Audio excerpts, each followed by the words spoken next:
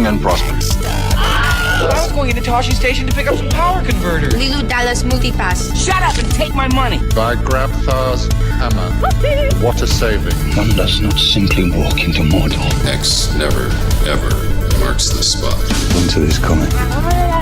You're a wizard, Harry. Stay a while and listen. Hey, old Kermit the Frog here. Your ties are cool. So say we all. This is a Play on Nerds.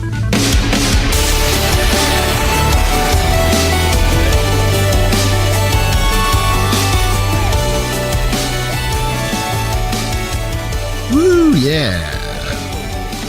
Ladies and gentlemen, welcome back. Episode 103 of A Play on Nerds. We're so excited to be bringing it back to you guys more regularly, more on a weekly basis. I'm just loving it. What about you? My co-host, Jarman. That was terrible. I just sold you out there. I apologize. Jarman. That's me. And I'm Steve. Hi, Steve. We're the hosts, and we're going to rock it. It's going to be so much fun. Absolutely. I'm so glad we can do more episodes more frequently, which is funny because what we'll get to in a minute is that I'll be out of town for like 2 weeks, but we'll get to that in a minute. That's true. We're gonna have a hiatus, but now it feels like we've earned it. Exactly. But what are we going to be talking about this week, Steve? So this week, in honor of Venom hitting the theater shortly, we decided that there's already a Venom that I remember from my adolescence, and that's the Venom that was in Spider-Man 3. Topher Grace. Topher Grace. And we are going to talk about Spider-Man 3 and about the opening act of Venom and how this new film couldn't possibly be worse. That's true. They don't have a lot to make up for. They can just do it pretty easily. It'd be better. Oh, yeah. We're going to be talking about and reviewing Spider-Man 3, the classic, later. So join us for that. But in the meantime, Jarman, what the heck have you been up to? Well, it's only been a week, but I did go to a wedding at the local farmers market in the Winter Park area of Florida. It's near Orlando. Oh, yeah. And it's place has been there forever, but it has a lot of weddings. It's just like this big, like open space, kind of like an airport hangar. I have performed in that building. I think I did too with you at one point, maybe. Yeah. So how was the wedding? Well, it was just like your standard wedding, open bar. But the weirdest part of this wedding was that the bartender, we were seated at a table right next to the bartender. And for some reason, he knew exactly what we all wanted to drink and was constantly had a drink ready, like as soon as we needed it. He was like watching our table. So we got unbearably drunk. We weren't trying to. Like, I wasn't making an effort to drink that much, but like I'd get up casually and he'd already have one waiting for me, full and ready to go. And then when we were trying to leave, he kept offering us shots. Our group of people just like, I was like, okay. So we'll take whiskey sour shots and stuff. And I was like, I wonder if the wedding, the booze was paid for and they just bought too much or something. Maybe, but he didn't seem to be doing that to anyone else. Just like our table guys, we were close by. He could see how our drinks were doing, and I was like, "Okay, this is fine." Oh, I bet you he thought you were cute. Maybe our whole group. But and then I went to a skating party, a birthday party for a friend of ours who's turning like 27. But he decided to rent out the local Summer on Skateway, and for 2 hours, just our party was the only people in there for 2 hours. And just skated around like we were in high school or middle school again. And it was pretty silly and fun. But nice. But then coming up, I have a trip to Europe, which I've talked to some of our listeners about, or from my podcast buddies who live in England, because I'm going to London first for 3 days and then going on a cruise. Oh, that's right. That will leave from Southampton, England, and then go to the northern France, then to Amsterdam, and then to Bruges, which is in Belgium, and then to Hamburg, Germany, and then back. How many days? Like, how quick is this succession? So it's a 7-day cruise, and it's 3 days in London, then 7 days in the cruise, and then we fly back to Orlando. But it's so you hit one city a day, kind of. So Amsterdam, we stay overnight at port. And so that's the longest stay we have. And then there's a couple of days that are just at sea. Like after Hamburg, It's a full day back at sea to get back to Southampton. And after Amsterdam, it's like a full day at sea just to get to the next location. So there's a couple of days we'll just be on the ship and there's like entertainment and free buffets. And we bought the unlimited booze package and all that stuff. Yeah, you did. So I've never been on a cruise like this before. I've been on one cruise before for like a weekend and it was not very good. So this is kind of exciting. Yeah, we've been thinking about checking out one of those cruises where they just take you like a day out and a day back because we don't know if we're going to like it. Yeah, it's a good thing to try it out first. Because this is going to be, it's only $600 for a 7-day cruise. Can you believe that? That's incredible. All the food included. Wow. So the booze was extra. Well, eat up, you tubby bastard. Oh, I will. I've been working out like crazy before this so I can take good pictures at the beginning and then just eat like crazy the rest of the trip. So. And then just slowly stain your shirt. Just mustard everywhere. I'll be eating pasta and somehow mustard gets on my shirt. I brought one shirt for the boat. It's got every stain I collect on it. But that's why I'll be gone for like 11 days. So we might have a little short hiatus for the podcast, but you guys are pretty used to that in the past. So it should be okay. Yeah. So what have you been up to, Steve? So this past weekend, I was kind of still nursing my back a little bit. Oh, yeah. Is that better now? Yeah, but I'll talk about that in a minute. But so we went to the south of First Avenue, or SOFA Street Fair in downtown San Jose. And really what this event suffers from is that the morning is like a community bike ride thing. And then the event doesn't start until 2. So the event starts in like the heat of the day. So we get there at 2:30. Everybody is just sweaty and miserable. They didn't think that through. There's bands playing. It is too loud for Joyce. Pretty much like they've got 3 band stages set up within 4 blocks, so you can't escape the noise anywhere with a child. So we didn't stay long. We made a quick hitch over to the Children's Museum and hung out there for about 30, 40 minutes, not too long, and then headed home. She loves that thing. Oh, she does. But about the back, I've had a new experience in that I went to the chiropractor. Oh, how was that? Your first time? Yeah, I've been 3 times actually. Nice.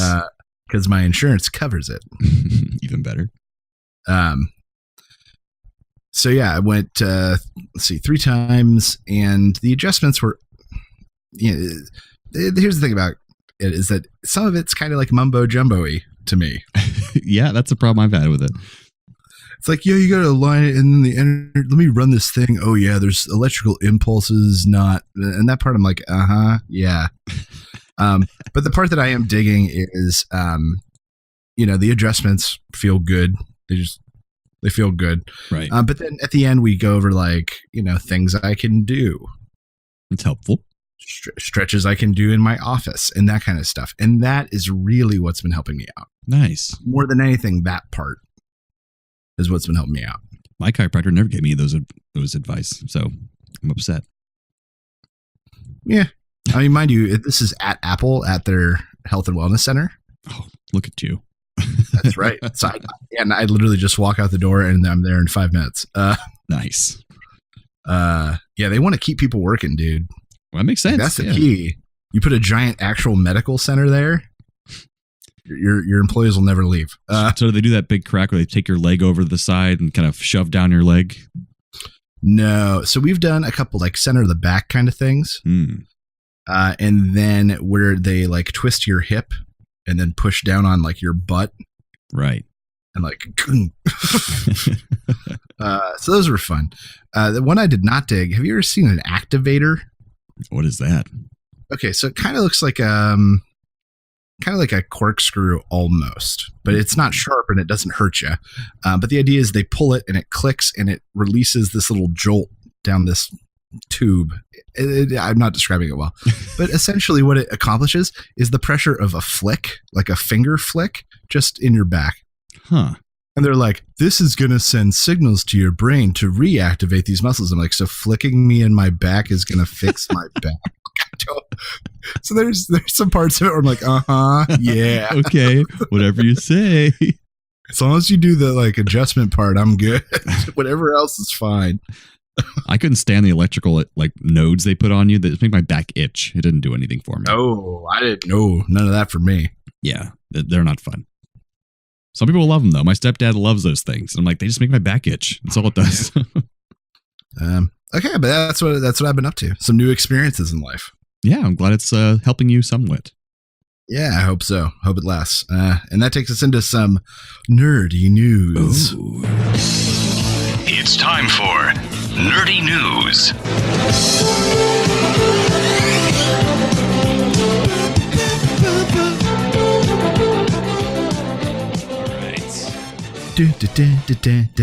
All right, so I guess I'll go first. Go for it. So I don't have a cheeky story because I'm just tired. Understandable. No other reason. I didn't think about it until this moment. It just didn't happen. Okay, here we're going to call it God Darn It. There we go. Perfect. God Darn It. And it's that Burt Reynolds passed away not too long ago, as we mentioned, and your mom liked. Right. And he was in Tarantino's next film, Once Upon a Time in Hollywood, playing a role. And Tarantino had to fill the role, and he brought in his old faithful, Bruce Dern. Laura Dern's dad. Laura Dern's dad in to play the role. And he's done tons of Tarantino stuff. They worked together before. So it's an obvious choice, but the role will be filled well. Bert, don't worry about it. I don't think he's worrying about anything right now.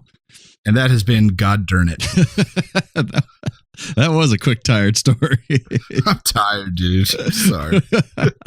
So I feel like it's almost, for those of us who listen to other podcasts, a lot of nerdy podcasts, this is pretty, it's been out there a lot already, this news, but I was so excited by it. I had to do it.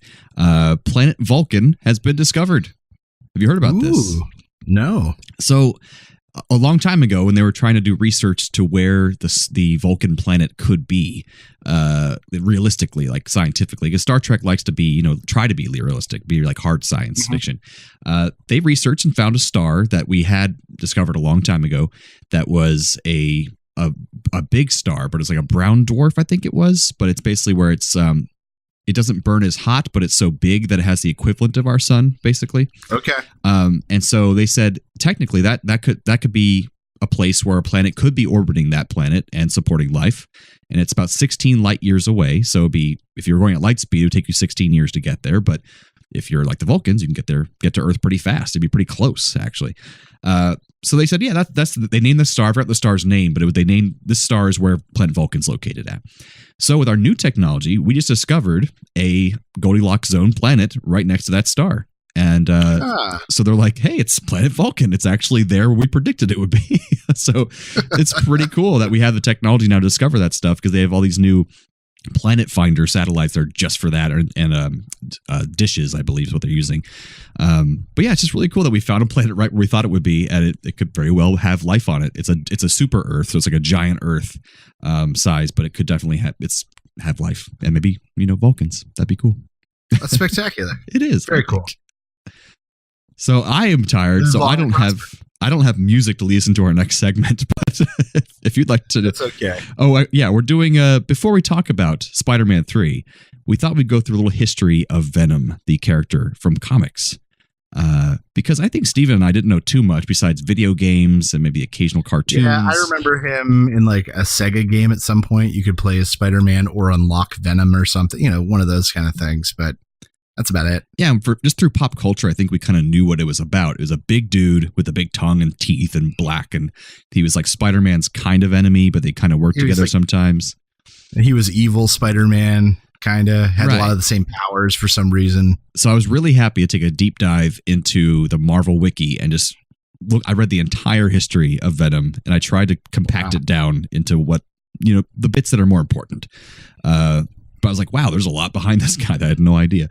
So would you say this is a 5-minute aficionado on Venom? Kind of, yeah, basically. I should have had that music queued up. If that's what's happening right now? Pretty much. All right, I'm excited. So, born in a cavern of the planet Clintar with others like him, these other symbiotes, they're all in this cavern. They don't really have much history behind what these things were. A bunch of goo in a cave. Right, but his being, they shunted out because they didn't like him because he had difficult thoughts. He was thinking differently than the rest of the hive of symbiotes. So they just didn't like him. They kicked him out. And that's why traveling by Kree found him.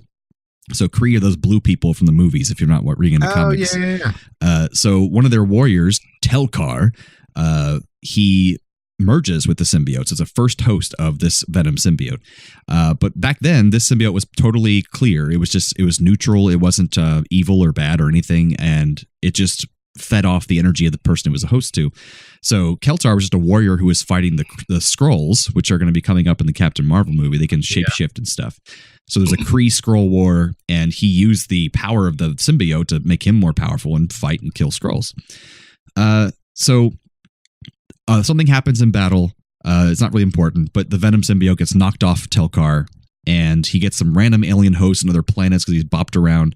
And finally, the Beyonder, which is this overpowered being of all of the Marvel Universe, for some reason imprisons the symbiote into Battle World, this weird planet in the middle of nowhere. And I didn't read how because they didn't explain it, but somehow Deadpool gets on this planet, Battle World. And I'm pretty sure this was done in a comic later on that was like a prequel, just to be kind of like a half joke, but it became canon. So Deadpool was the first human host of Venom, which is pretty cool. Wow. So Deadpool was ridiculous. He can break the fourth wall. So he didn't like the fact that Venom was interfacing with his mind. So he just kicks him off his body. He just has that ability. And so moments later, without seeing Deadpool, Spider-Man finds the where the suit is imprisoned, where the symbiote is imprisoned, and it becomes this big black orb that is released, and he touches the orb, and it goes onto Spider-Man's body, and realizes that his costume is messed up, so it fills that need and fixes his costume, but it's a black costume. So then for a long time, you have Spider-Man with the black costume, and it actually is the symbiote.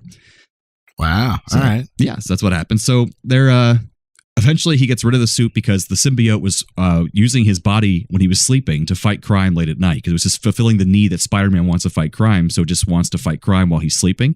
So he's constantly tired during the day, and so he finally kicks it off his body. It tries to return to Deadpool, but Deadpool gets rid of it again because he doesn't want it, and it goes to a church. And this is where we kind of go into the movie we're going to watch later, because that's actually part of canon. I heard this was pretty close, yeah. Yeah, because Eddie Brock was a reporter for the Daily Globe, and he had been humiliated by Spider-Man. He got cancer, was disowned by his father, divorced by his wife, all within a few months. So he's at the church praying for salvation or help when Venom's running away from Deadpool and bonds with Eddie Brock.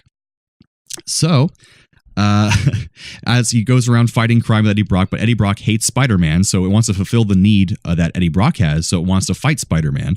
But at the same time, Eddie Brock is an evil guy, so he kind of like fights crime and fights Spider-Man, and it's kind of like back and forth. That's why he's kind of like an anti-hero.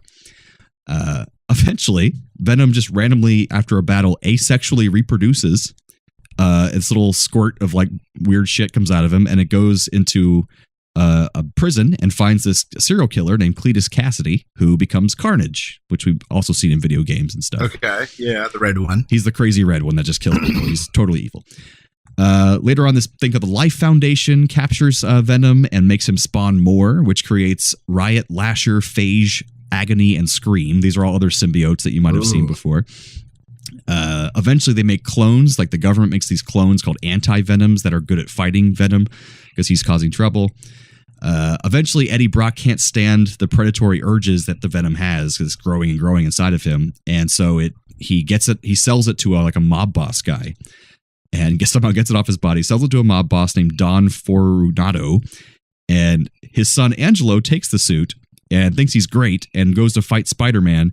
And in the middle of jumping between buildings, the suit's like, you're a wuss, and just jumps off of him. And so the guy just falls to his death. I thought it was pretty funny.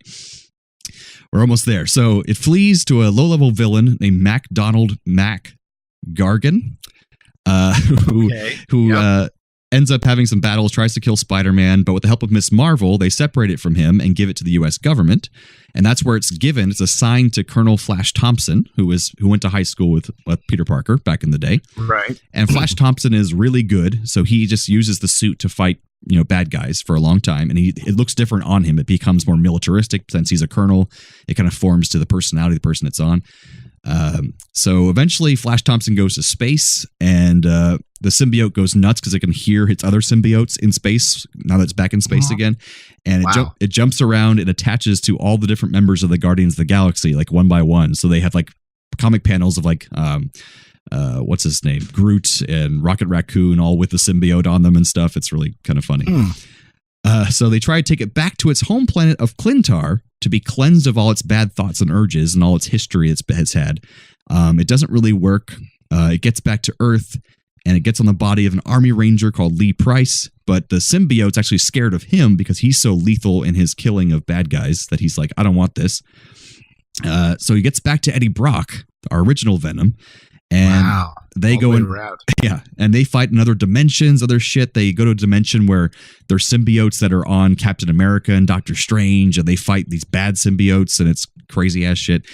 And so at this point, Tel-Kar of the Kree, the first host, coming all the way back around, he comes back to Earth to reclaim Venom, but they're able to stop him, so they kick him out and he leaves Earth. And in the final battle, the last thing that the comics have actually done is this ancient symbiote god that the symbiotes all worshipped back in the day comes down to Earth and they fight him. Other symbiotes come to help fight and they do kill the god, but then Eddie and Venom are apparently killed. But it's Marvel Comics, so anyone can come back ever. Exactly. So if you stayed around for that was the brief history of Venom one by one. All of his hosts you basically heard there, pretty much. But Eddie Brock was the one that has the most duration, and I guess we'll talk about the movie is that he's a big dude, and then we just have Topher Grace playing him in this movie, which was just really depressing. Yeah, and apparently he worked out a lot to get to being wormy. I saw that. I was like, he did? It's like he put on 30 pounds of muscle. I'm like, really? But here we have some Spider-Man 3 title music. Oh, it's pretty. Gets you in the mood to watch a film. I'm just skipping around the YouTube video because I forgot to download this. I like how it just makes me sad. There's that theme I recognize, though. Kind of. All right, let's break into this turd burger. Spider-Man 3, the first cinematic representation of Venom that we ever get. And that's why we're here to celebrate it. Celebrate.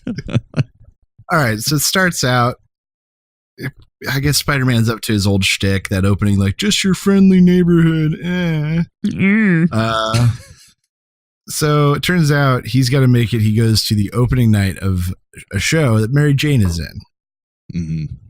And I don't know what show it's from, but she just walks down a staircase, sings a song. That's like every Broadway musical I ever know. From the 40s, maybe.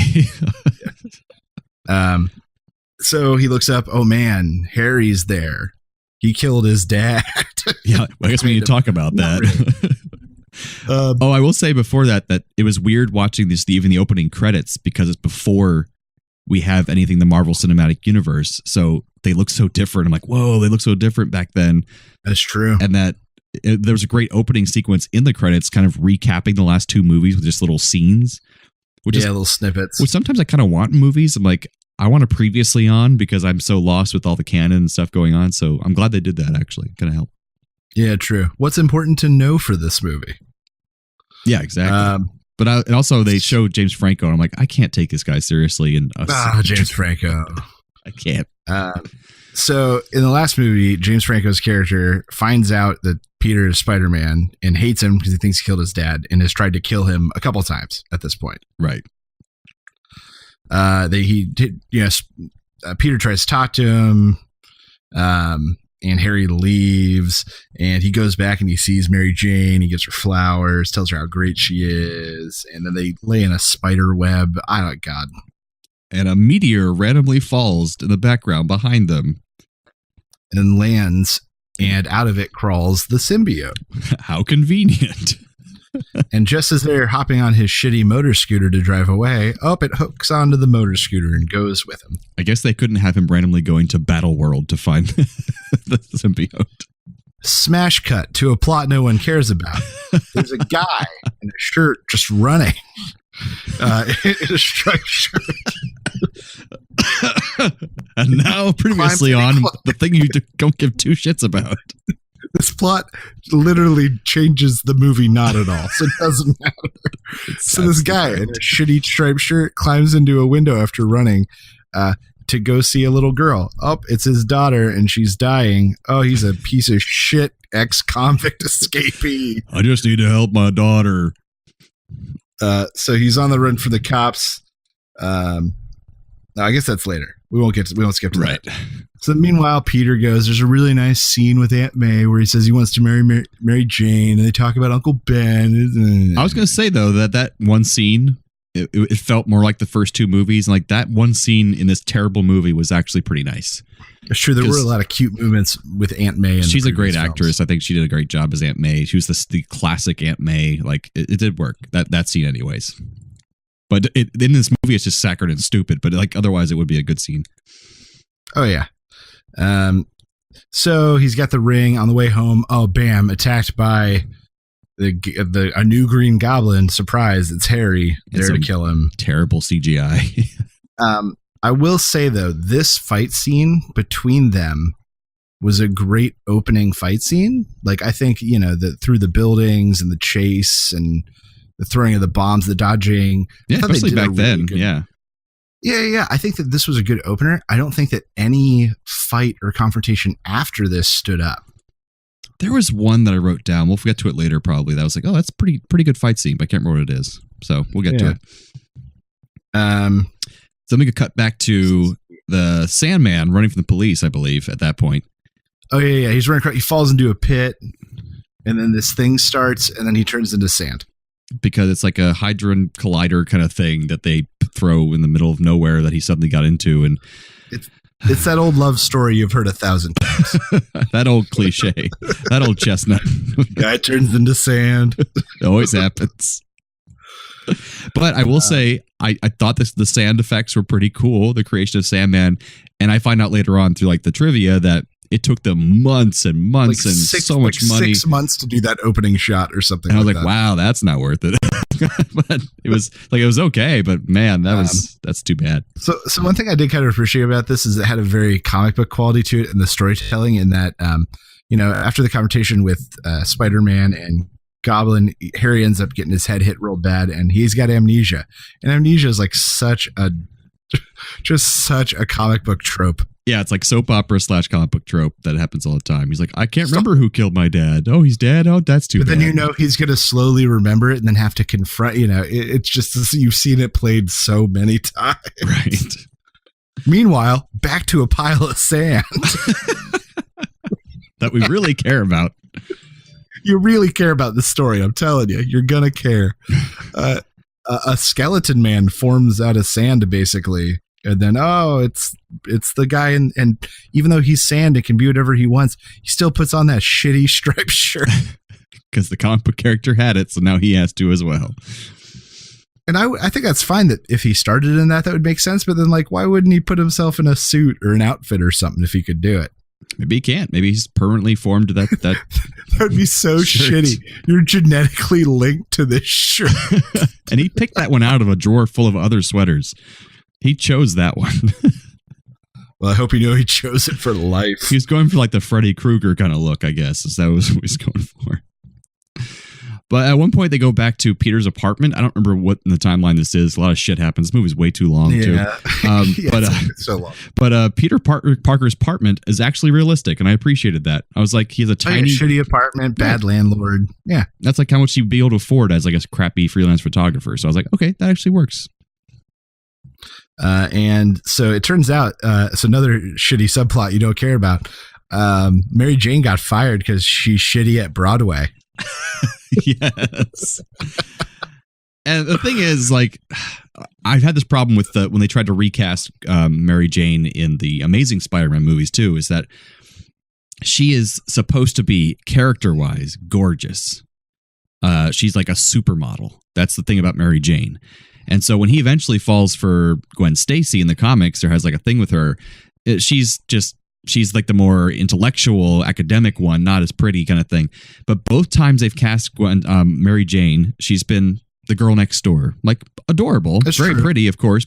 And then in this movie, they make her not only not a supermodel, but also terrible at doing the one thing she's supposed to be good at, which is acting. I can see that. Anyways, I'm not saying what's her name that plays her in this movie. I can't remember her name now. Kirsten Dunst. Kirsten Dunst is adorable. I love Kirsten Dunst, but I'm just saying she's not a Mary Jane Watson. That's all I'm saying. That's right. So she comes to get comfort, and he's a dick and hears the police radio. And so he just jumps out the fucking window. And then somewhere in here, once again, subplot you don't care about and makes no difference for the film. They find out that his Uncle Ben wasn't murdered by the guy he killed in the first movie, but it was the guy who is now the Sandman. Somehow shoehorn that in there, which you then find out later is not quite the case, and so they just misdirected you anyway. It's right. And unfortunately and sadly, this is that actor's last film, I think it said. the one who plays Uncle Ben, because he came back to do some of these reshoots that's right, of him he did. touching Sandman. And I think it was his last film before he died. Wow. It's like Raul Julia being his last film as Street Fighter. And once again, apologies to Mr. Raul Julia. And his estate. And his estate. So he goes and confronts, and it's Sandman, and he's robbing a money car, an armored truck, and Spider-Man gets ultimately defeated.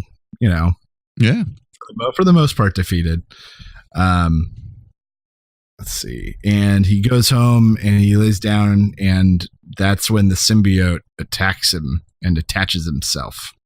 Right. But I think right before that, because before the symbiote attaches, is when we forgot our first Daily Globe sequence, because he hadn't attached yet at that point, I don't think. Oh, that's right. So this is where we get the other subplot that we also don't care about, which is Eddie Brock in this movie. And also, by extension, Gwen Stacy, who you also don't care about. Right. And they almost did something fun and interesting there, where they could have developed, but they didn't, where he claims that he's dating Gwen Stacy, talks about how he's going to marry her, but apparently he'd only had coffee with her.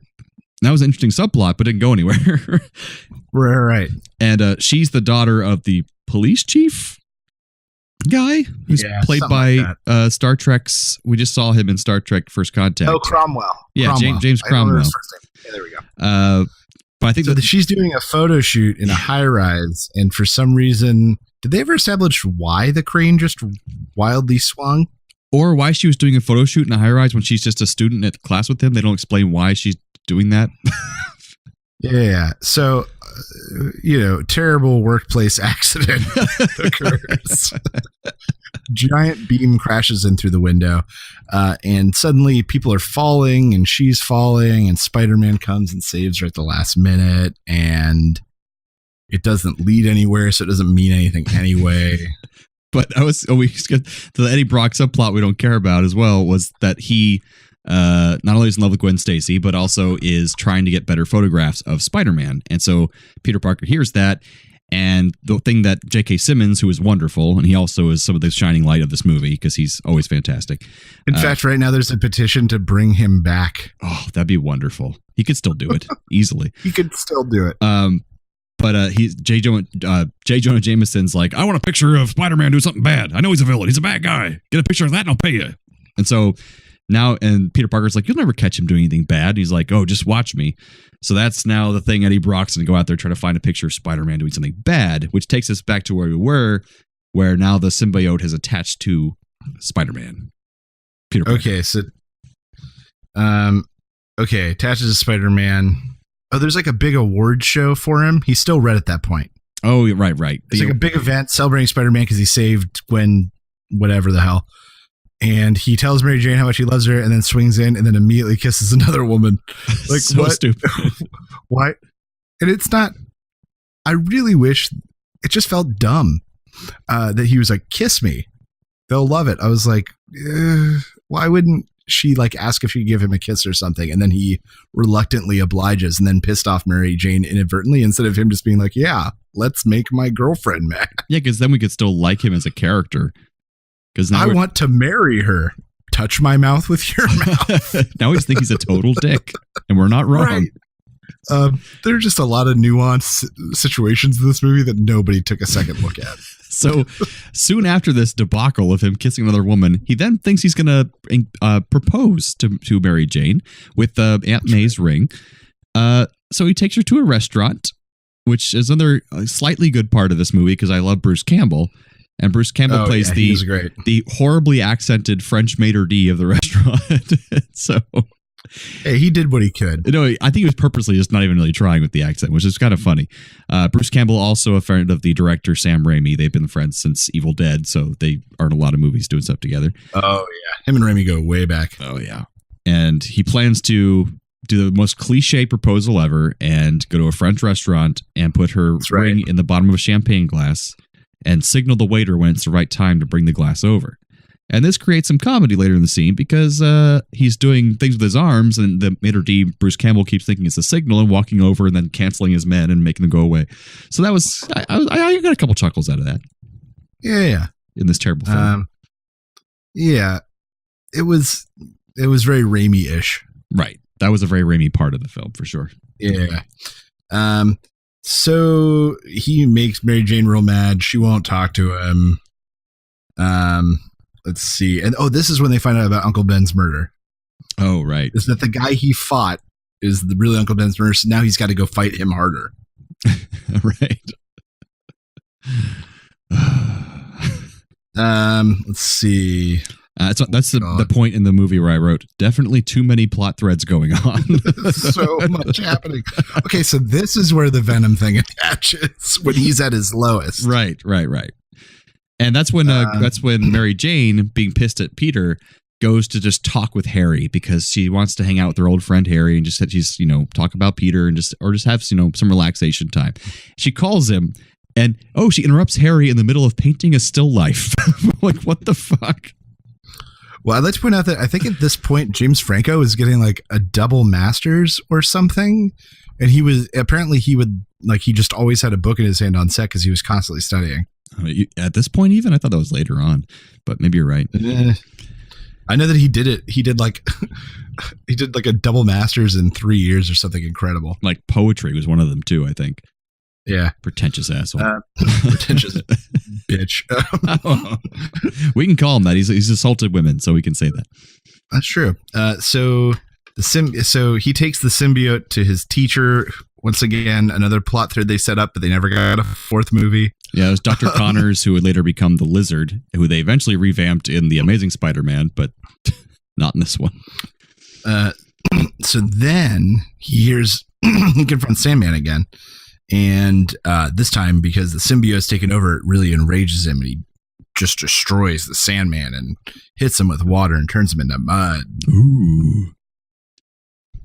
And was he a black costume at that point? I think he was. Yeah, this is where it starts this the costume's changing Peter because he goes home and screams at his landlord and is mean to that girl. And then he goes and brags to Aunt May about the guy being dead. And Aunt May is like, no, it's not what Uncle Ben would have wanted. And he's a dick.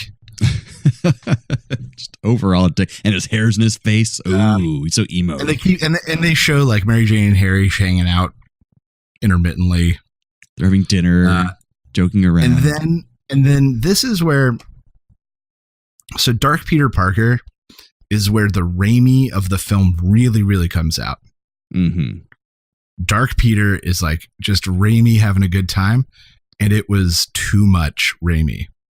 Yeah, because it was so silly. And then now watching as an adult, I see different things because when I watched it when it came out, I was like, he's trying so hard to be cool, but he's not cool at all. This is stupid.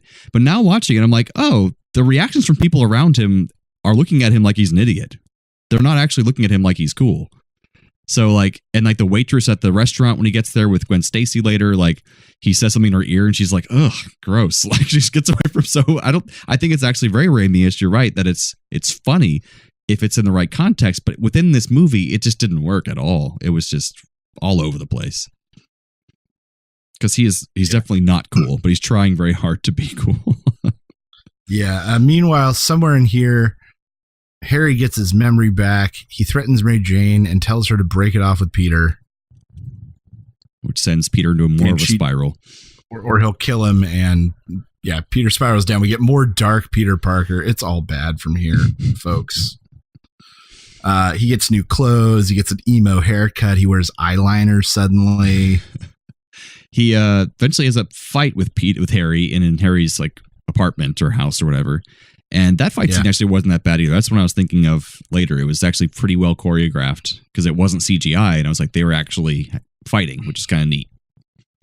Yeah. Somewhere in here, Eddie Brock, the Bugle prints a picture of Spider-Man with 2 money bags in his hands. It turns out Eddie Brock photoshopped it or something. It's a fake. Eddie Brock gets defamed and fired and his name dragged through the mud, blah, blah, blah. And so he heads to a church to pray for Spider-Man to die, I think is what he says. That's right. Right. Let's see. God, there's so much that goes on here. Cut back to plot no one cares about. Sandman, not dead, actually just a puddle of goop who dries out, becomes Sandman again. Okay, we can move away from that now. Somehow Peter gets to the church, though. I forgot how he actually got there. Okay, so he gets. We're missing the scene that gets us there, Right? And that is the Raimi nightclub dance scene with Peter. Oh Lord, terrible. So he takes Gwen. Gwen? Yes, Gwen No. Stacy. Yeah, Gwen Stacy to It was this Ron club. Howard's daughter playing her. Yeah. To this club, and Mary Jane's working there as a bartender, and then he's just a dick. You just get to watch him be a dick for like 7 or 8 minutes. She starts to sing. He interrupts her with like a loud piano solo, and then dances like an asshole all over this club. And then they try to kick him out, and then he shoves away the bouncer, and then also turns around and smacks Mary Jane in the face, knocks her over. And then Gwen realized she was using him. She's mad at him too. And that's when he realizes the symbiote's ruining his life, and he goes to the top of the church. And the bell starts to ring, and that's when it starts to realize, or it starts to come off of him when the bell rings. It doesn't like that. So the vibration or the sound hurts it in some way. So it eventually falls down and falls right down on Eddie Brock, who's below praying. And because he just lost his jobs in a bad way. He now has become Venom in all these plot threads that we care so much about. And then Peter tries to get his life back on track, tries to get back in contact with Mary Jane. Venom finds Sandman somehow, and they try to take down Spider-Man together. They have a giant final fight scene where Sandman becomes gigantic and is trying to they captured Mary Jane, put her in a car which is attached to a bunch of webs from Venom, and it's slowly falling, and so Spider-Man's having to fight Venom and Sandman at the same time, but he doesn't know Sandman's there, and he gets ambushed. Right.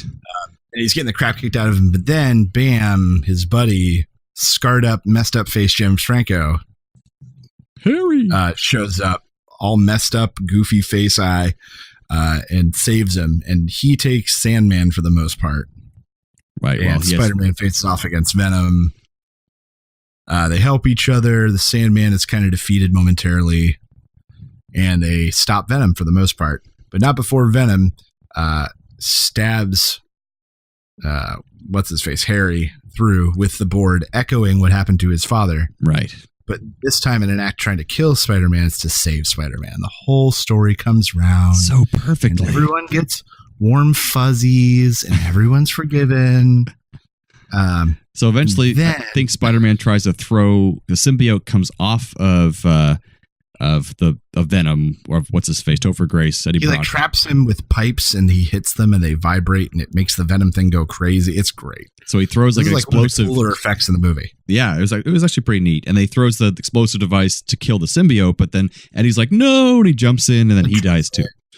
And you actually see his skeleton for like 2 or 3 frames. Huh, I didn't notice that. It's real dark. Of course it is. And Spider-Man, I don't know, kind of gets back with Mary Jane, or they hint at it. I can't remember. I think it was hinted at that they might be okay. But they're definitely hoping for a sequel. Sandman, he apologizes despite the fact that like he definitely hurt a bunch of people and stole a bunch of stuff. And he just floats off in the wind because he's forgiven himself. And no, I forgive you. No, I forgive you. You can't forgive me because I forgave you. No, first. you hang up. No, you hang up. Right. That's the ending of this film. Oh, and one of the best parts of the final battle was the interchange between Jonah Jameson and a little girl about a camera. Oh, that's right. Where he buys the camera from her for like $100, and then she charges them for the film. It's like $100, you crook. All right, give it here. And that's Raimi's daughter. Yes, that's right.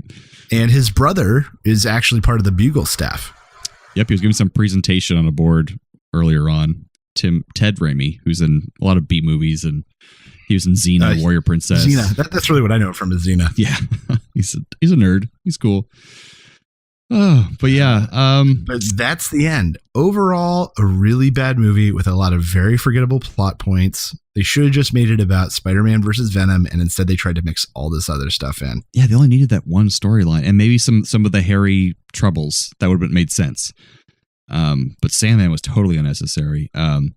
Yeah, he was, because Harry could have been the exact same arc where I guess it was the Uncle Ben retribution thing. That was like the one thing that they threw in Sandman for.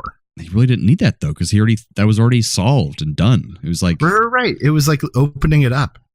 That'd be like if they did like a third Hamlet where they're like, oh, we found out who really murdered your father, Hamlet. What? Now let's go have vengeance on him.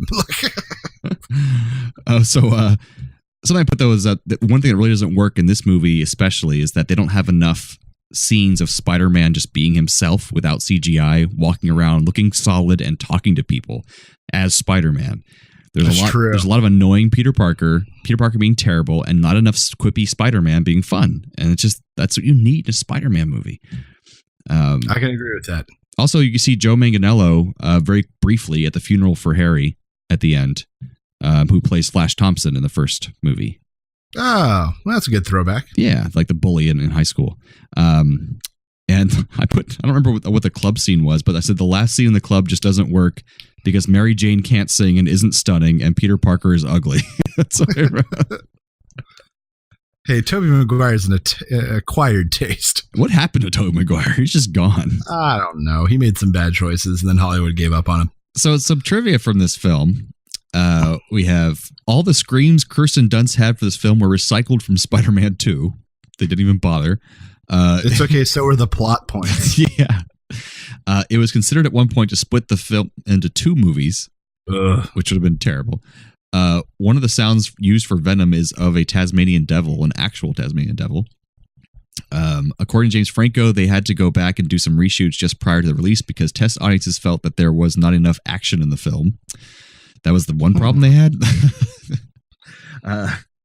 There were many scenes that were shot but never released on DVD, including montage of Peter in his black suit taking down criminals and leaving them strung up, tons of character building moments, a confrontation scene between Captain Stacy and Eddie Brock, where Gwen dumps him at her father's house, and Peter freaking out after he looks in a mirror and sees a nightmarish version of the Venom symbiote screaming at him. Those might have helped, might have not. Still, it was the highest grossing movie of 2007, yet there was no sequel. Probably because it was I want to see... You keep going. I want to see what else came out in 2007. Yeah, because it was so... See how bad of a year this was. I just know 2008 is when Iron Man came out. So the next year, they're like, oh, fuck it. We can't do that. So they just quit. Sam Raimi was deeply unhappy with how the film turned out. He had hoped that the planned fourth film would have made up for it, but he didn't have a chance. Reportedly, an early draft had John Jameson, the astronaut from Spider-Man 2, returning from a space mission with a symbiote as a stowaway. To save time and money, this was eliminated in favor of having the meteorite just happen to land next to Peter Parker. And that would have been so much better. It would have made a lot more sense. And they could so much more. They could have done that and just had Venom, and it would have been fine. I don't know. Some other big movies came out. Which ones? Let's see. No Country for Old Men. Alien vs. Predator Requiem came out. Mm. No, there's no way that's accurate. Oh, I guess it was the first one. No, there's no way that's accurate. Okay, never mind. This list must be bunk. Oh, No Country for Old Men came out that year. That makes sense. Because I remember that 2007 happening. Maybe I'm remembering the wrong summer then. I don't know. Because we saw it. I think we saw it somewhere. Me and you? Oh no, I'm thinking the original. We saw Alien vs. Predator, the regular one in Florida. Right, that makes sense. That's what I'm thinking of. There we go. Man, dark times. The first shot of the Sandman forming took roughly 6 months to create, which is insane.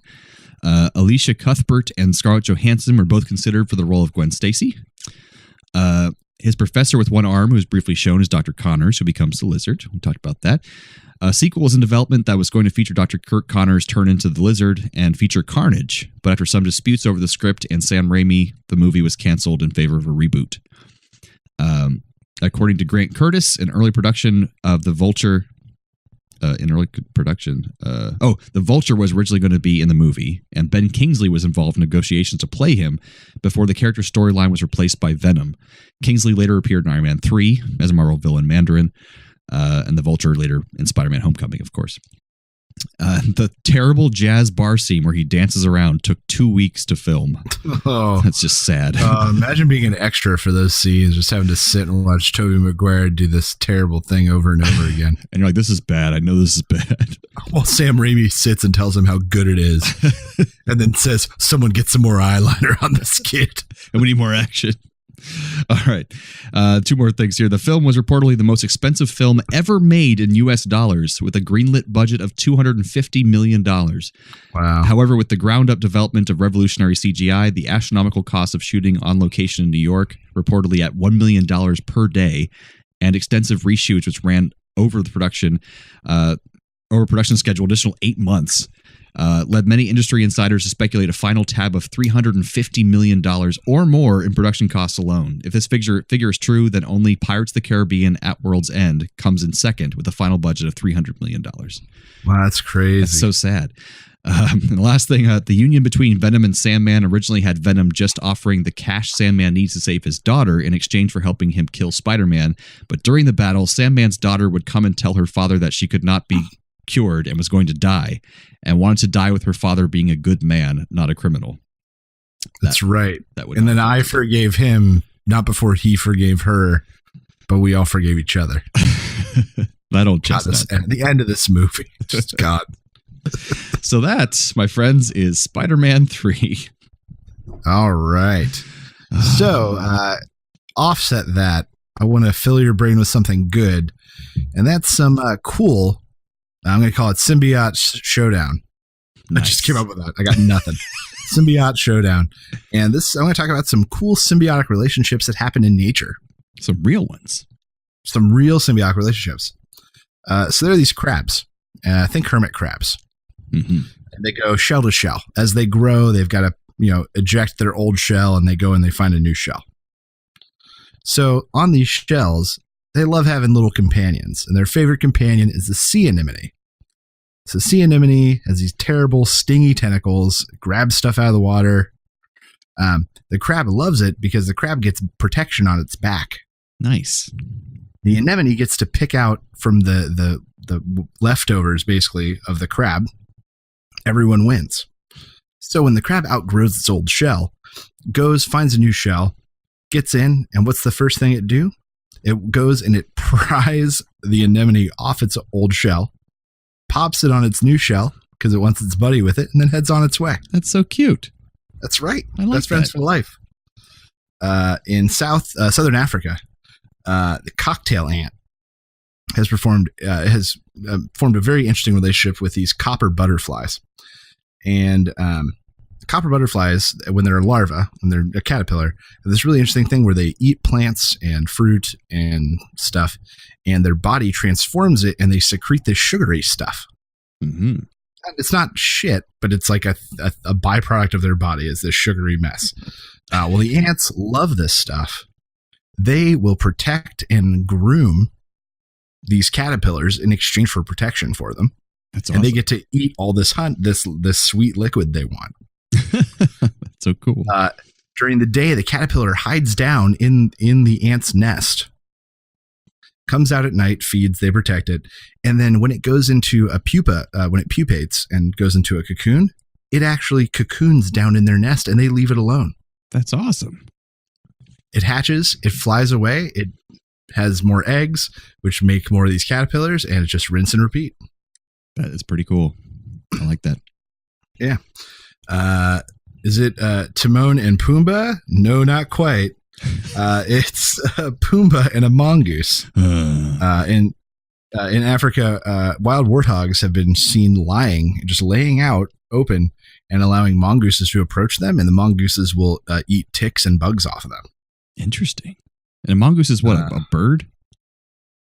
What is a mongoose? No, it's like a little, think like a bigger ferret or weasel kind of thing. Oh, okay. Gotcha. Badgers and foxes. So foxes, super light, super nimble, really fast, can run over the plain, catch prey out in the open. And you got badgers who are meant to like get down to the earth and burrow and go after their prey that way. So they've been seen hunting together. And basically when the prey pops out, because the badger chases it out of a hole, the coyote runs and gets it. When the coyote chases a prey into a hole, the badger goes and gets it. And while only one of them walks away with the meal, studies have shown that they have higher overall hunt success rates when they do this together. You said foxes or coyotes? You said both. Foxes. Sorry, okay. Foxes. Gotcha. Foxes and badgers. Sorry. So my final one is in Colombia, there are these big monster tarantula Ugh. called lesser black tarantulas. And they have these frogs that they keep as pets. They're called dotted humming frogs. And the tarantula will protect it from small birds and small snakes that would normally eat these frogs. It's allowed to live and sleep there. And in exchange, the frog eats all of these small insects and stuff that would normally wreck the spider's eggs. Oh. So by keeping this pet there, he gets pest control. That's awesome. That's right. And all these things have occurred in nature just naturally, where completely different species have found they need each other. It's just incredible. There's also that mite that can go into your ear and then get into your brain and then make you insane until you die. That's kind of a symbiote. Sure. That works out for everyone. Yeah, that's not a very effective relationship. It just kills both of them. But that's in nature as well. So that's a thing that exists. But that takes us to some trailer reviews. Actually, I've got a quick would you rather. Oh my God. I want to spring it on you. I'm trying to surprise you now that we're doing this every week. Oh, well, that's the would you rather. Let's do it. Would you rather? Go for it. Sorry, I'm trying to communicate with Anna. Use hand signals. I tried. It didn't work.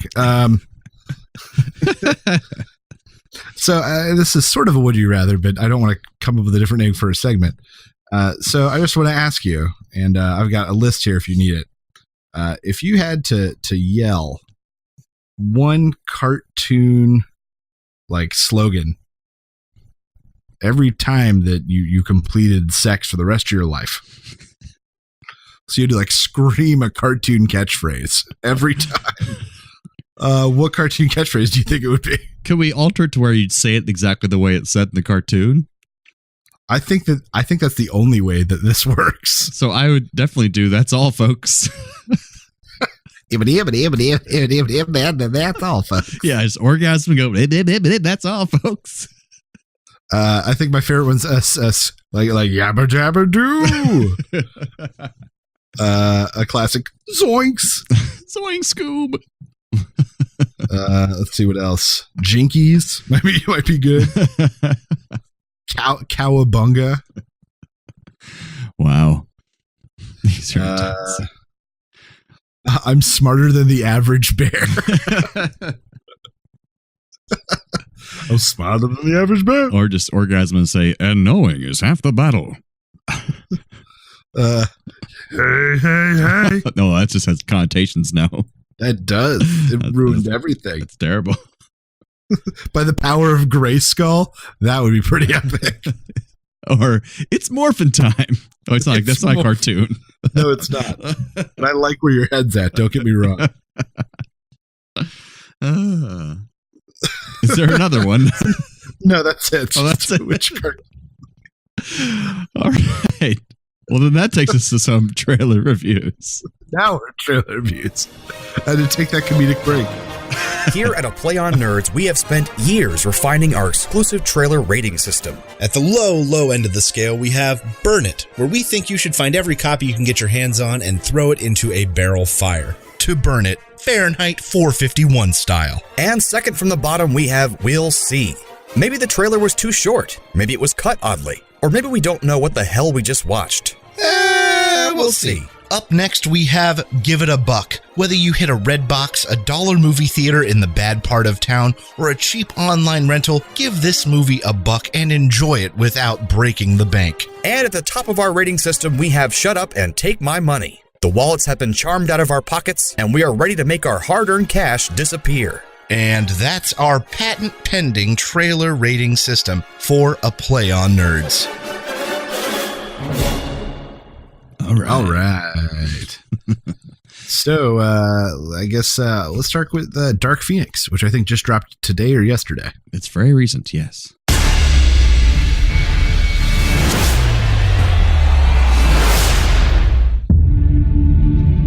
You think you can fix me? Jean, you are not broken.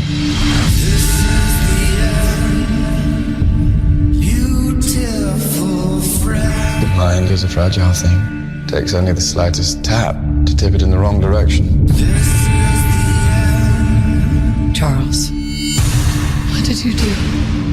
I had to keep her stable. I protected her. From the truth?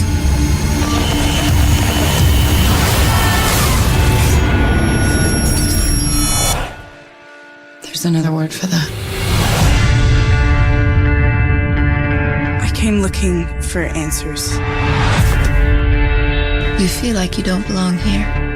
You don't. They can't begin to comprehend what you are. She's changing. And what? You didn't come here looking for answers. You came here looking for permission. Jean. She's all rage,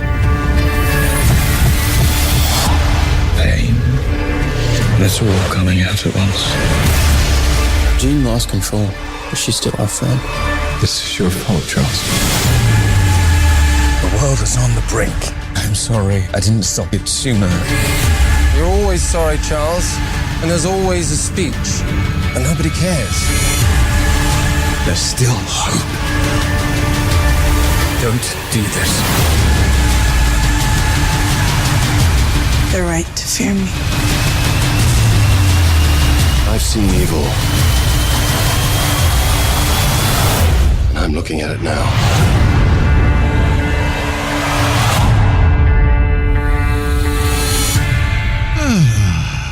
Yeah. So, the continuation of the X-Men franchise. I mean, they showed us a lot of stuff. They showed us all the characters we wanted to see and assured us everyone would be there with a big pat on the back. I think at least from a storyline point of view, the storyline makes more sense than when the last time they did Dark Phoenix. They have more leading up to it for sure. Yeah, and it makes sense that she's a troubled young woman trying to discover her powers and feeling betrayed by Charles and lashing out, and that's when Magneto takes her under his wing. Not like the last one where it's like she died and then she came back, but she was a different person. And Magneto, Well, the thing is, I think this really shows the difference in the movies that were made for comic books, especially in this universe back in the day, where it was what I think needs more of in these is that just fights between powered people that are cool. And now we're just focusing way too much on the drama and the fascination with the relationships. And it's just like, okay, it's a little much, like heavy-handed and like, I don't know. I just think it's going way too dark, even the title Dark Phoenix. But Sophie Turner is a great actress, Game of Thrones, and there was very little of her actually in this trailer, and the title of the movie is her. It's true. So I don't know. What do you feel about that? I don't know. As I said, they really, you're right. They spent a lot of time on everyone else. Like they really wanted to show you everyone was there. Yeah. And I think some of them look so young still. And like Cyclops looks like he's 12. And, yeah, true. I don't know. To me, I'm just getting too old. Maybe Cyclops looked like he was 12 back in the day. He looked like an adult to me back then. That's true. It's all time travel. And I think the guy playing Professor Xavier, I can't remember his name now suddenly. He's definitely doing more of a Patrick Stewart impression now, which I actually do appreciate.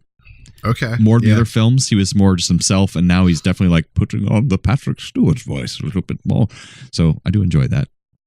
It's true. He's got to make the transition if he wants to last. That's true. If this franchise wants to last, I'm pretty sure this will be the last one. I mean, before they get encapsulated into the MCU, because Disney's still in the process of buying Fox. So. Oh, that's true, but this won't be the last one. I can't imagine. I don't know. I think if they're smart, what they'll do is to make this the last one through an event in the MCU. Doctor Strange or whatever brings Deadpool over because he still has a lot of traction. Does. I think this franchise has very little traction left. And so they bring Deadpool over through a multi-universe thing. So he's joining the MCU. Everyone else gets scrapped. They start a new X-Men thing because it's so convoluted now with like the time travel and crap and Wolverine. It's like, just start over again. See, here's I don't think you're looking at the Disney model right, because that's not what they do. All right. Disney goes in, they salvage viable assets, and they kill everything else. That's always what they do. That's what they did with Star Wars. That's what they did with Marvel. They walk in, they establish what makes money, and they keep it. So they take Deadpool and they get rid of X-Men. I agree. That's what I said.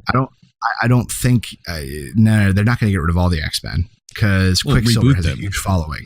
Bam, bring him. Jennifer Lawrence, who loves money and is the biggest part of the franchise. Who loves money. But then, you know, you can have a Guardians of the Galaxy where only your favorite X-Men show up. Right. I think we're going to see 4 or 5 people survive. That could be cool. You're going to get to see them in a few places, maybe in a Fantastic Four reboot, which is also, who knows, maybe feasible. In the works, feasible. Yeah. So I don't think the X-Men are out, and I don't think they're up for a reboot. I think we're going to get at least a little bit of crossover during the transition. I say go for like crossover, transition, and a reboot, and like have new actors portray, like get a new Wolverine, like maybe go like different where it's like so faithful to the comics where you have like a short, scrappy Wolverine, you know? Okay, here. Perfect thing. So Thanos' snap kills off all the mutants we don't like. Yeah, in every universe. That would be kind of cool. And then all of a sudden, only the mutants. So that's how you explain it. Half of them are gone. And they come over to our universe and play around. That's right. I'm for it. It works. So what do you give this trailer? This is... I really wish I give it a shot and take my money. I need one more trailer to say that definitively. So until then, it gets we'll see. For me, if I happen to be bored and have the time, I'll go see it in the theaters, but I'd say give it $1. I'll watch it on streaming. True. That not impressed with that trailer. All right, so our next one, just because pickings are slim, it has a slight sci-fi element in that it's like an alternate world in that where this but still might actually happen, where the president gives a declaration that the whole U.S. needs to sign an oath that they will respect and honor the president. And it's basically like you're living in Trump world where half this family doesn't agree with signing the oath, the other half does, and they fight. And it's got Tiffany Haddish and Ike Barinholtz, I guess, is his directorial debut as well. Ooh, fancy. So it's a comedy. So here we go. Let's see what we think. How did this reasonable, mild-mannered husband and wife end up like this? One word: family. Fuck you, Pat. Fuck you. Fuck you. Fuck you. Fuck you. Fuck you. Seriously, hold on. Seriously. No politics. Mom, this isn't political. I just want to say real quick. Seriously, Pat? Fuck you. Shut the fuck up! Today, the government announced something they're calling the Patriot's Oath, a state-sponsored initiative to have Americans sign a loyalty waiver to the president. The deadline for signing is the day after Thanksgiving. What is happening in the country? Let's try to avoid that conversation for the next 3 days, okay? Hello! Hi. If these motherfuckers bring up the oath, I'm gonna lose my mind. Turn on the news. What did he do? He lit a copy of the oath on fire. And where are you getting this information from? At Fat Ass Patriot. Okay, he's a good source at Fat Ass Patriot. He's verified. He's a verified fucking idiot. My brother, I love him. I bet they signed the oath like that. You know I'm a feminist. But his girlfriend is a little... You're not using that word in this house. You can use pussy, trash pussy, but you cannot use that. Yeah, he's a trash pussy. Okay, that's fine. She's a trash pussy. I'm Peter Yoon. We're with the Division of Homeland Security. We received a report that you were impeding a private citizen's choice to sign the oath. Do you guys have a warrant? I just think the three of us should go for a ride.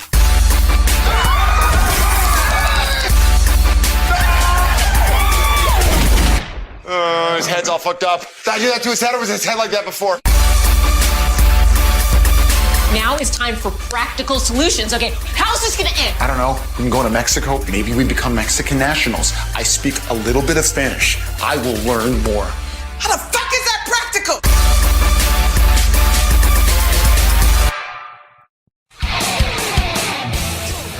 That's some of their shit didn't cut out. Yeah. I mean, I understand it's coming at a good time for it, and you know, it's going to spark conversation, the liberal left's way of hitting back at the press, you know, whatever. Doesn't matter. Well, two things I will say. I think one, this trailer might not have been cut very well because timing is everything in comedy, and I saw good jokes in there, but I feel like the timing was off. I feel like they're cramming too much into the trailers. That might be a way of saying this could be a good film.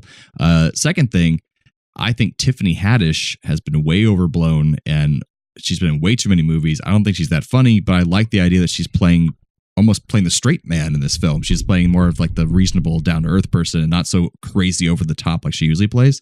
That's right. So I could see that being cool. So I'd be willing to give it a try. Yeah. I mean, this one, I can't even give it a we'll see. Like I can't do that. Understandable. I guess this gets a burn it. That's all the options you have. Because I don't want to see more. I'm not going to rent it, and I'm not going to go see it in theaters. I don't really want to burn it, but I don't have any other choices, so it gets burn it. We used to have a lot of choices, but no, we're done with that. So you just got to burn it. You don't have time of the day to worry about it. When we got up to 7 choices, it was too much. I think we decided. But we have to pick and choose in our older age. We can't just watch everything. And even when we were kids, there were less movies coming out in general. And now there's just so many choices that we can't watch everything. So fuck it. Go ahead and burn it. Yeah, I agree. Fuck it. Burn it. So that brings us to some radical recommends. Radical recommend. Recommend. If you have the means, I highly recommend picking one up. What do you recommend I do? I recommend Pleasant. All right, so do you got something for us this week? I do. So this one's going to be kind of a no-brainer. But my radical recommend this week is losing weight. Oh, well, all right. I know it seems crazy obvious, right? So I recently, with my new job, I kind of recognized that I'm not on my feet all the time like I used to be, and I'm not moving boxes all the time like I used to be. So I had to make a more concerted effort, as I would not be burning the calories I normally would. So I got my hands on an Apple Watch. Nice. And put an app on my phone, and making sure I hit 5 miles a day walking every day, which at our new campus is surprisingly easy. It's so big. That's pretty good, 5 miles a day. Oh, yeah. Like I was a little under today, like 4.76, but it's pretty close. And just being more conscious about what's going in my body. And, that being said, I still eat some epic stuff because, I've never eaten breakfast. I eat moderate lunches. So dinner, I can eat a real good dinner and still be like 1,000 calories under for the day. What's 1,000 calories under? Like 1,000 calories under right now. That like my daily burn is like 3,100 because I'm still so tubby. Mind you, as I lose weight, my daily just average burn is going to go down. I'll have less calories to play with. I'm kind of in the honeymoon phase right now, so to speak. Gotcha. But once again, I know never having eaten breakfast, it's not something I'm going to add now. And that makes it so I can have a good lunch and a good dinner. That's crazy. I could not go without breakfast these days. I get so hungry as soon as I wake up. I'm like, I need to immediately eat. Nah, it takes my time, some time to warm up. I think if you start going to the gym, you might change your role there, because you'd be like, hey, I need to eat all the time. And so you eat small things throughout the day, and it just kind of makes your metabolism faster. I'm not going to start real workout yet. I need to get some weight off my joints. That makes sense. You don't hurt your back more either. If you start working out too quick and you're overweight, you will destroy your body. Your knees especially. Yes, knees and back will get hit because your body is not conditioned for it. You got to warm up to it. And your back is not ready for that. Since I started, I am down 23 pounds. Wow. That's awesome. Yeah, I'm going to get down, soon I'll be down at the lowest I've been in years. That's awesome. But right now I'm on track to hit like losing 100-ish pounds by like March or April. That would be insane. Mind you, it's going to slow down. That's the thing. Right. It does plateau. Once I lose weight, my body is going to need less calories each day. I'm not going to have the wiggle room I have. That being said, at new campus and working at Apple, it's pretty easy to eat healthy through the day. Yeah. You got a lot of options for you there. There's always a healthy snack available. There's always a good healthy soup. Like that's what I've been doing. I've been doing a big bowl of whatever the healthiest sounding soup is, and a like whole wheat roll for lunch. That's great.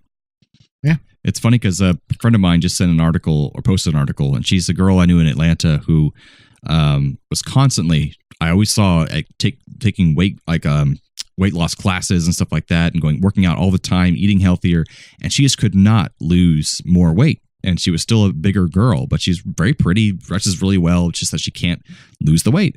And she's the only example of that I've ever seen where someone legitimately was working out, eating well, and not losing weight. Because before they was, it's just genetics, but then they would eat crap all the time. It's like, it's not really just genetics if you're just eating crap and not ever working out. Like, it's partially genetics, but also you just don't do anything. So right. And that's my thing. I've got both genetics and the fact that I don't do anything working against me. Yeah, you have big dudes in your whole family. So it's like you're going to be a bigger guy no matter what. No matter what, I'm going to have this big frame. I can decide what goes on the frame, though. Right. You could be a football player or you could be something else. That's like up to you, basically. But at the same time, I'm not going to be a football player. So. But she posted this article, and it started off talking about back in the day when they were curing scurvy, they found out that if you gave people oranges, because people weren't getting enough fruit in their diet, the scurvy pretty much went away immediately. So if they had citrus or fruit in their diet, it was fine. But then they took that away. They tried to supplement it with cheaper things, and then people got scurvy again.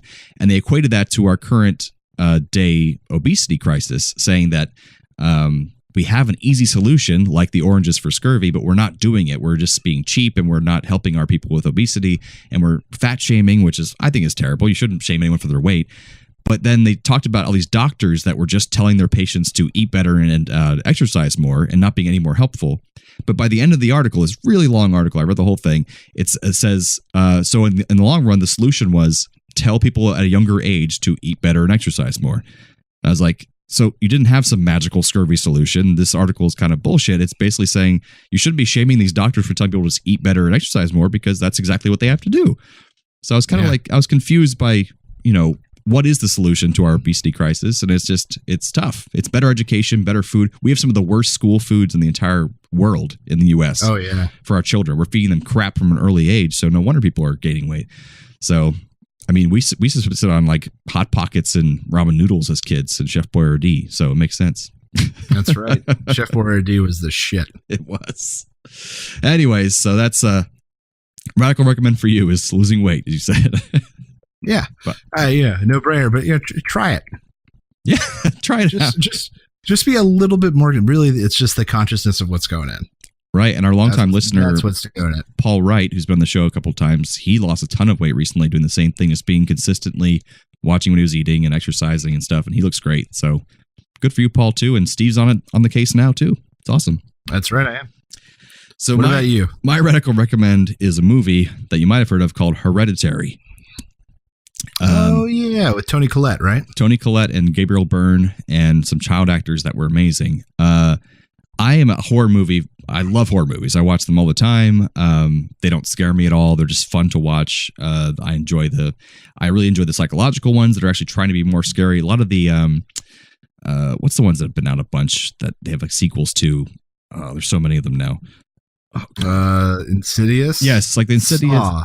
The other ones, the Insidious, those kind of movies, which the are Annabelle ones. Yeah, the Annabelle universe. They're like more thoughtful. They have good actors, bigger budgets. They're nice. This movie I'd heard highly recommended, Hereditary, and it's the most disturbing, scary, dread-inducing movie I've ever seen in my entire life. That's saying a lot because I've seen a lot of horror movies. Wow. All right. And I'm probably overblowing it now, but when you see it and if you force yourself to watch the whole thing, I will never watch this again because it's so disturbing, but it was so good and so well made and terrifying. So fully recommend if you like horror movies, Hereditary, dear Lord, terrifying. All right. That sounds awesome. I know it got crazy good reviews. Yeah, it did. And it's great acting. I mean, Toni Collette's fantastic, but it was just, so just go for it. Hereditary. The Storks gave it to me, and it was wonderful. So now I think it takes us to our thank you section in this very long show. Right. Thank you for being a friend. Yeah. Travel down the road back again. Your heart is true. You're a pal and a confidant. And if you threw a party, I need to solve this problem of the soundboard is too far away from my microphone, so should get one of those like robot reachy arms. That would be a good idea. So this week, for our last episode, we asked about dollar stores and if there was an equivalent to dollar stores in the UK. Oh, that's right. And one of our UK listeners, Daniel Peter Hitch, author, Bubbles a Pirate, check it out. He responded to our question and he said, yes, he sent pictures of them, actually. There's the Tuppence store. Not the Tuppence store, but they have Poundland, Pound World, and Mighty Pound. Those are just some of them. That's what I used to call my dorm room in college. Yeah. Pound World. So I told him, I'm like, those sound like sex shops. To which he replied, well, they are usually sticky and have sticky floors. So you may have a point there. So, that's true. But yeah, so thanks, Daniel, for responding to our question, because we don't know. We don't know about UK stores. So that's good to know. Come on down and check out at the Pound store. Some Mighty Pound, Pound World. So I have a thank you this weekend. Nice. So I posted the Dark Phoenix trailer on our page, and someone who was not one of our regulars wrote like 2 paragraphs expressing his equal discontent and low expectations for this new film, and that hoping that it might be good. Like, really, it was commiseration more than anything, but we both hope it'll be okay. His name is Chadwick Parks, and then afterwards, Facebook gave me this thing to invite him to like the page, and he did. Oh, nice. And he is actually, I didn't know he even followed our page before. Somehow he saw our post, but he's friends with me from Atlanta. I worked at CNN. So okay. He worked at Adult Swim for a long time. He's a cool guy. All right. Well, Chadwick Parks, welcome. Maybe you're listening. Maybe you just wrote on our wall. Either way, we're happy to have you. Absolutely. Thanks for the response. So, ladies and gentlemen, that wraps up another episode. We talked about Spider-Man 3, the original, and I'm going to say better incarnation of Venom. I'm going to dare to say before it even comes out. And certainly the best Sandman. Oh, the only Sandman we'll ever have. Yes. And that terrible shirt that is genetically just linked to him. So thanks again. As I said, we're going to be going on a little bit of hiatus, but I think we earned it. We just put out like 10 episodes in 10 weeks, which we haven't done since the beginning. So I'm just amazed. It's great. It's been spectacular. Jordan's going to go on vacation. I'm going to take a little bit of time off. We're going to come back to you with plenty of nerd news, reviews, and fun. We will keep being your nerdy co-hosts if you guys keep being our nerdy audience. Thanks again, Internet. Stay nerdy, my friends. No, I did again. Robot arm. There it is. Thanks for listening to A Play on Nerds. Find all of this content and even more nerdy news, reviews, and fun at www.aplayonnerds.com. Be sure to like us on Facebook and follow us on Twitter so you know the exact second we release new podcasts, articles, and other nerdy content. We know you're impatient. Subscribe to us on iTunes, Podbean, Buzzsprout, Podomatic, and whatever the hell else you use. Also, please leave us a rating and review on your chosen podcast platform so we can be discovered by even more nerds like yourself. However you do it, check us out. And how.